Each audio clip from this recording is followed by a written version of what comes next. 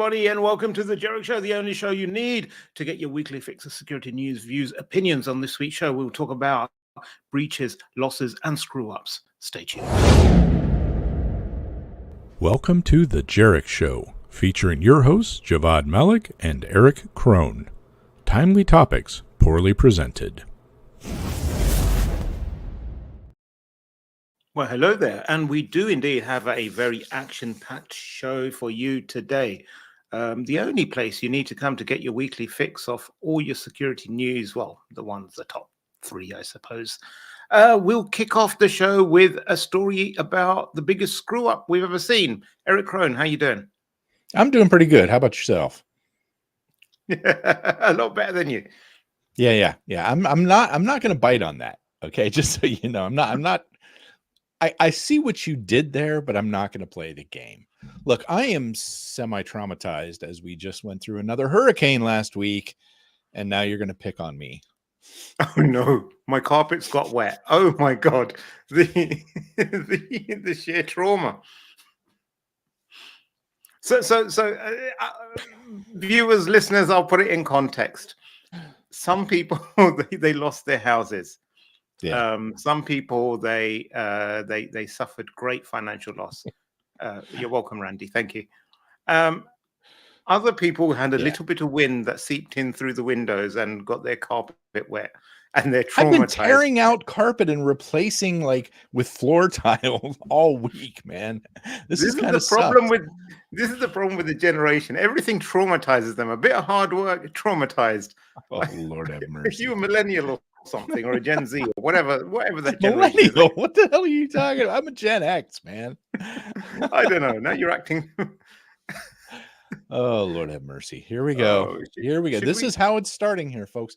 You know what's funny right now is, and why I am kind of laughing, and I think he's stalling a little bit because he doesn't have any of the stories queued up on the screen right now. Oh, to be don't able to I? show. Oh, there you go. You just did it. Oh my God, besmirching my good name.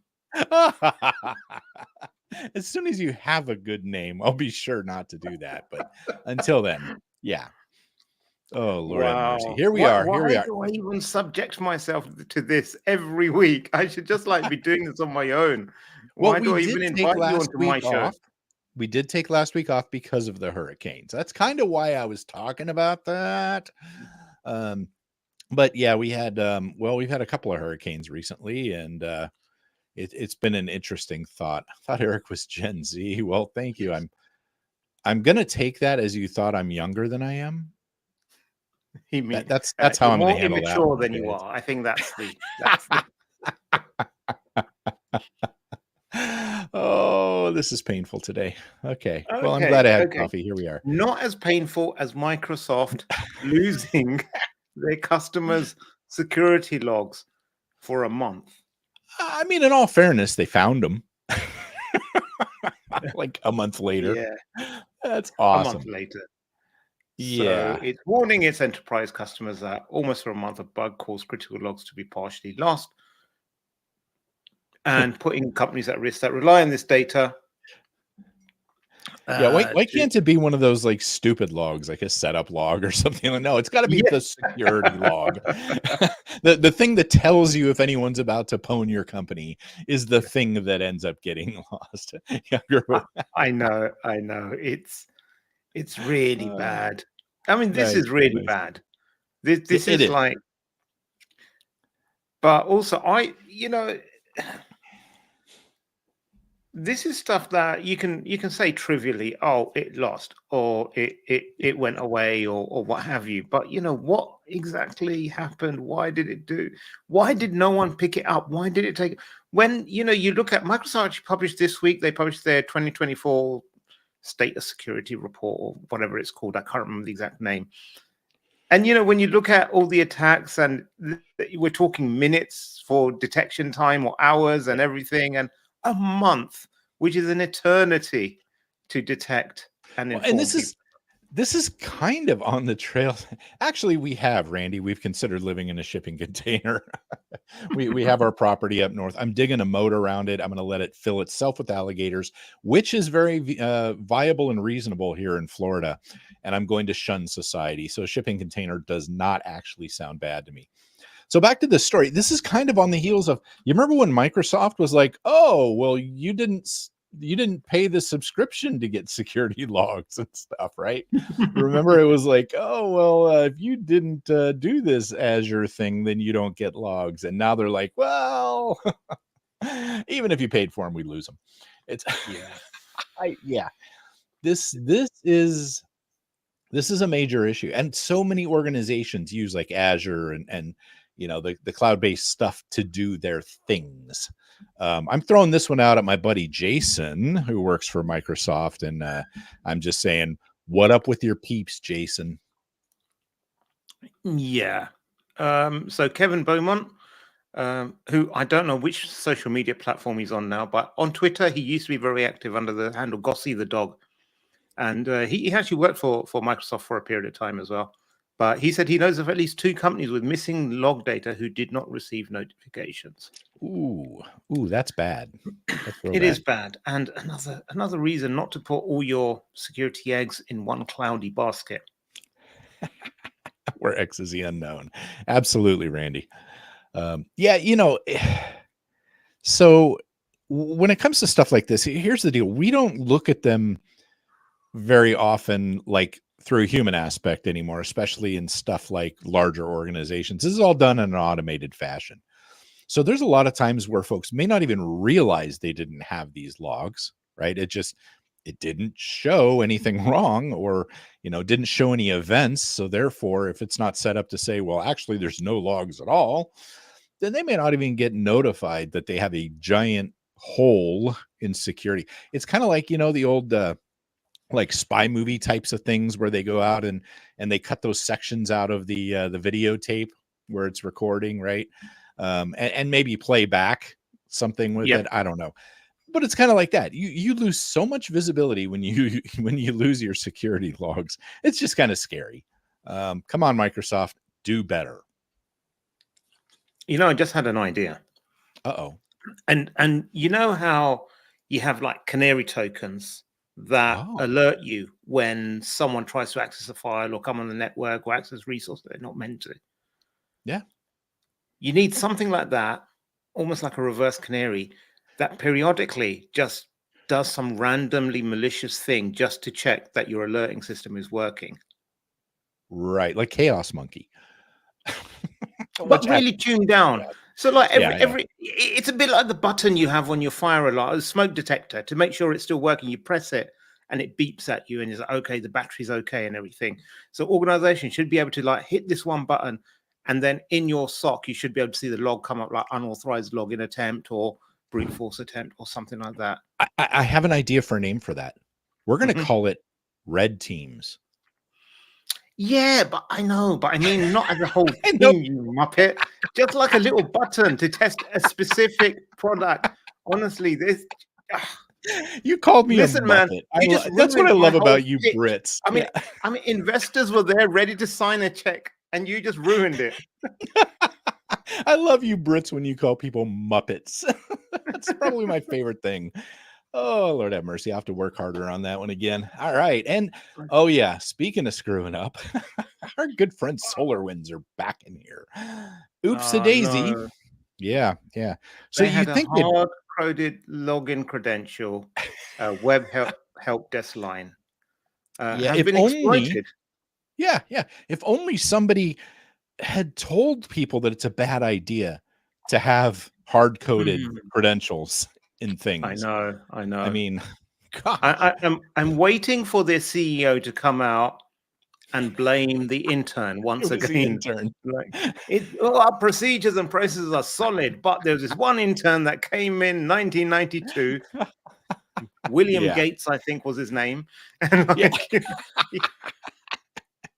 Yeah, exactly. They didn't comment their code, but they did put in a hard-coded password. Yeah.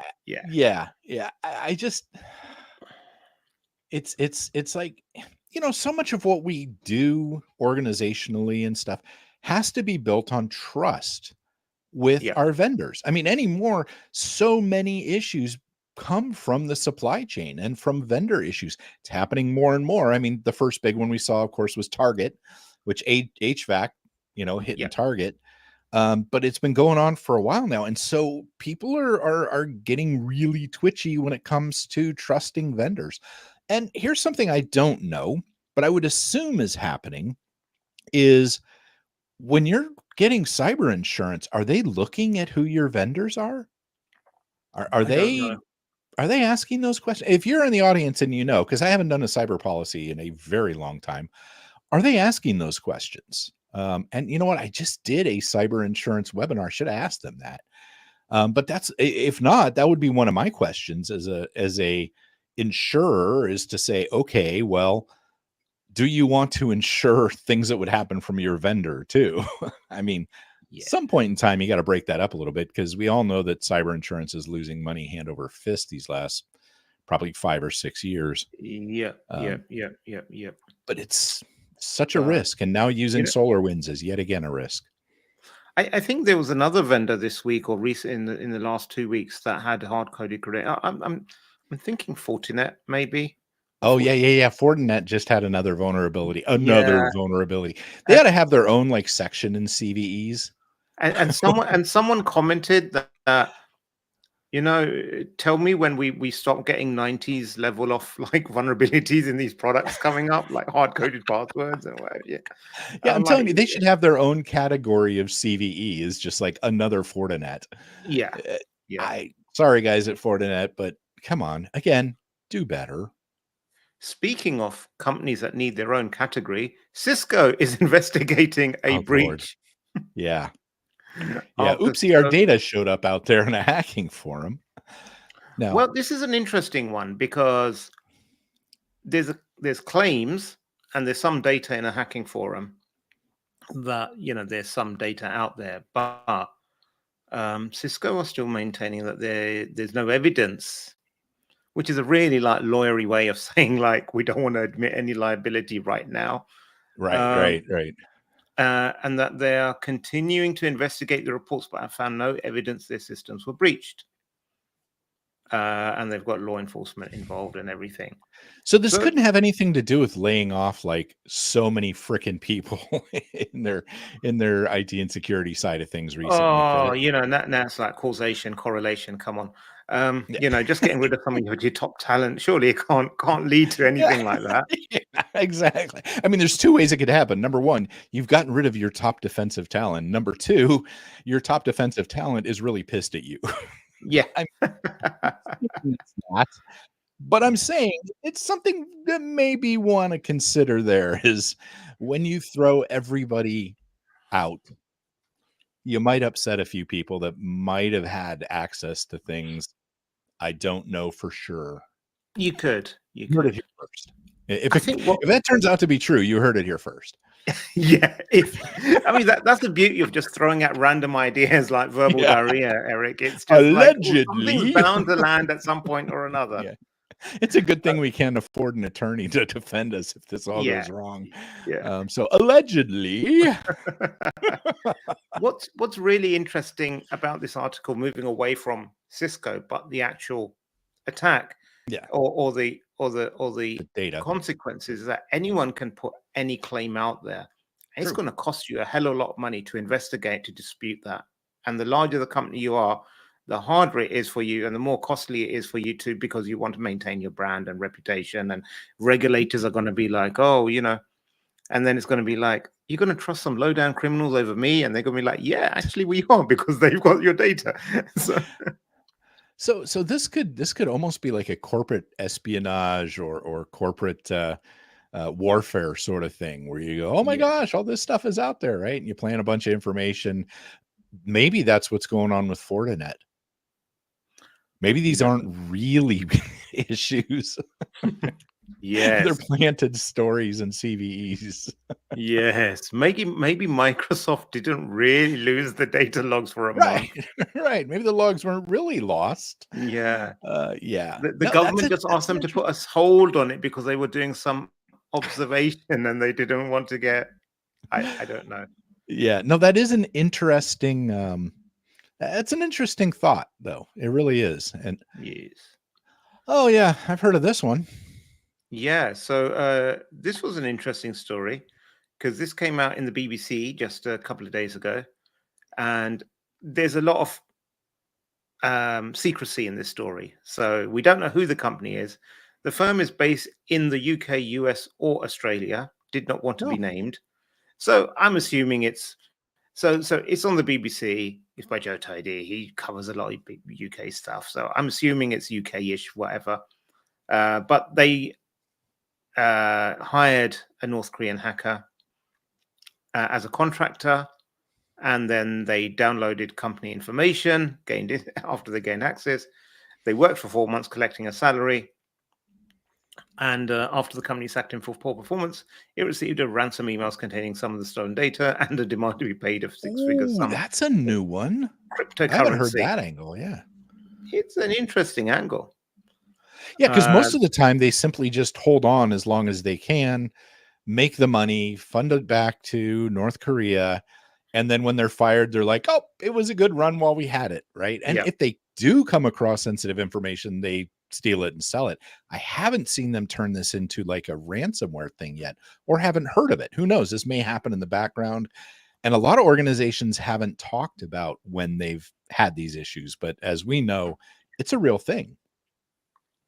yeah, exactly. We very much know. Actually, it's mentioned in the story here as well. Oh yeah, yeah, that's the picture from our blog Yeah, yeah. from KnowBe4. Well, Yeah, yeah, IT worker was hired by yeah. KnowBe4 that quickly disabled all access as soon as they got the laptop and started doing weird things. Well, and in all fairness to everybody out there, they did not have access to any of our data, but training programs Yeah, and stuff like that. So I want to throw that out there. I mean, seriously, our folks have their stuff together. I absolutely have to give them credit. They shut it down within 25 minutes of the laptop hitting the wire, and they had no access to anything. Clearly, I mean, if this went on for 4 months with this organization, um, that's brutal. At that point, yeah. you kind of trust them, and yeah, wow. Mm, mm.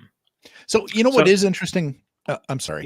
yeah, What's go. interesting on this one is they talked about they got fired for poor job performance, and that kind of goes along with what happens here, because what they do is they have some highly intelligent, very smart people that are very educated that do all of the interviews and things like that and get somebody hired, and then they hand it Yeah, off to somebody that doesn't know what the hell they're doing but is still collecting that salary because they know it takes a while for somebody to get tossed out.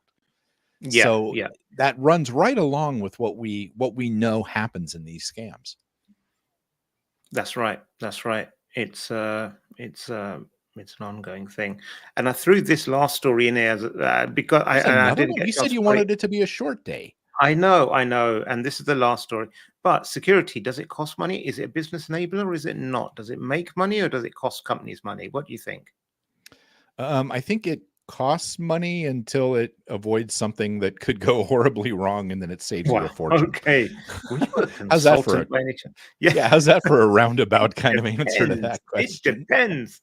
Well, Totally. Netflix raises prices as you know they had a password not sharing sort of phase Yes. not too long ago, like don't share your passwords with each other and everything. And they hoped that that would like increase subscriptions, and it did, but not as much as they wanted. So they just raised their prices. So Yeah, but Pirate Bay's never been more busy.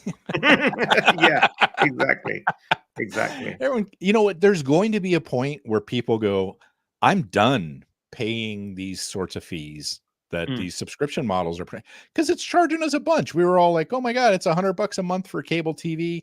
We're going to ditch the cable TV and go to these subscription models and save money. And now you're paying like 120 in subscriptions. yeah. So Exactly. And a lot of the stuff is just junk on there. it is. It's like they're Like just turning out content to turn out content. if only it was just so easy just to click a button and just remove the junk. Uh, well, I guess you do get some things in life. With that, thank you very much for joining us, everyone. stay secure, and we'll see you again next week, unless someone spills a coffee and gets traumatized and having to clean up their carpets.